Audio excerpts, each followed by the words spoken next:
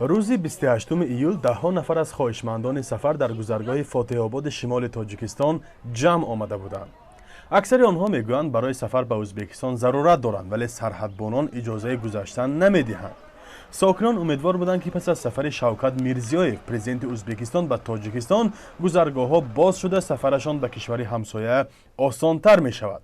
اما هنوز گذرگاه‌های سرحدی بستند و تنها شماره کمی شهروندان از راه هوایی امکان سفر به کشور همسایه را دارند. یک هفته در همین جایم. از سحر میبیام تا شب در همینجا میستم. چی میگون؟ ممکن است درون بده میگو. هیچ کم نداره سر دادو تمام ممکنه چوز ازبکستان سر چه تاجیکستان سر نمیتیا.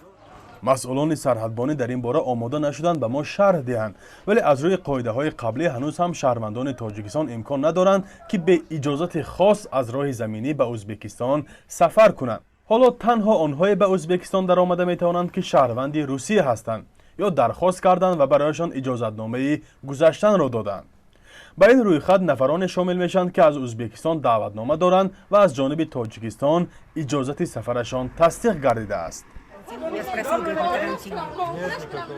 وقتی من پرسیدم در جواب گفتند که حالا карантин است. اجازت نمیدهیم. 1.5 ساعت باز همینجا انتظار نشستم. دیگر هیچ چیز نمیگویند ولی ما امیدوار نشستیم. Просто так ждите, да? Надеемся, может пропустим. روش میگه کم داره رام کنه این ولی تو با خدا استادم با کلاس کا گرمی Ой, я вот پردن نداشته باشم یک خود میم. دیل اینفاکت دویم بار دو بار ولی امسال ساعت چند اومده چند ساعت اینجا انتظار؟ 7 بار اومد ساعت 7 بار اومد اون ساعت عدد گذشت تاگی افتو بانده شده چی میگن اینو مسئولا چی میگن؟ مساعد میکنیم مساعد کده میبینیم با آغاز همهگیری کرونا نو در ماه مارت سال گذشته ازبکستان و تاجیکستان مرزهای خود را بستند. با کاهش بیماری بارها از احتمال باز شدن مرزها سخن رفت ولی مسئله حل نشد. در پایان نشست رهبران دو کشور در خوجند روز 11 ایون نیز در این باره به طور روشن چیزی گفته نشد ولی مسافران میگویند راه از جانب کشور همسایه باز است و از جانب تاجیکستان هم برخی شهروندان با راههای دیگر علاج گذشتن را دریافت میکنند. 1000 سوم در جایان 200 سوم پنسی میگیرم.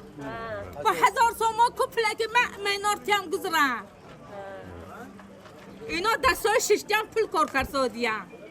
دیگون پرونده شدیم که امکان سود دیگون ساعتای 8 میپرند و پگاه اکن برای همین گرینسی با وقت برونده پگاه ساعت 6 رجیستراسی سر میشه. اگر ما نریم بلیط میسوزه. هر تا وای بانک راست. اینا چی میگن اوزی؟ نه هم میگن نمون نمیگن. یک شونیه که پول کده 100 سوزه 1300. در همین حال ماشین‌های باربر که رانندگانشان ساکنان تاجیکستان هستند به ممانعت از مرز گذشته وارد ازبکستان میشوند. راه هوایی نیز باز است و این حال سوالهایی را پیش می آورد که چرا مرز زمینی بسته است. در میان خواهشمندان سفر ازبکستان آنهای کم نبودند که میخواهند از ازبکستان همچون کشور ترانزیتی برای رسیدن به روسیه استفاده کنند. در حال بسته بودن مرز قرقیزستان کشور ازبکستان برای آنها مهم گشته است ولی معلوم نیست کی راه باز می شود. فرزان محمدی، رادیو آزادی، گذرگاه فاتح آباد.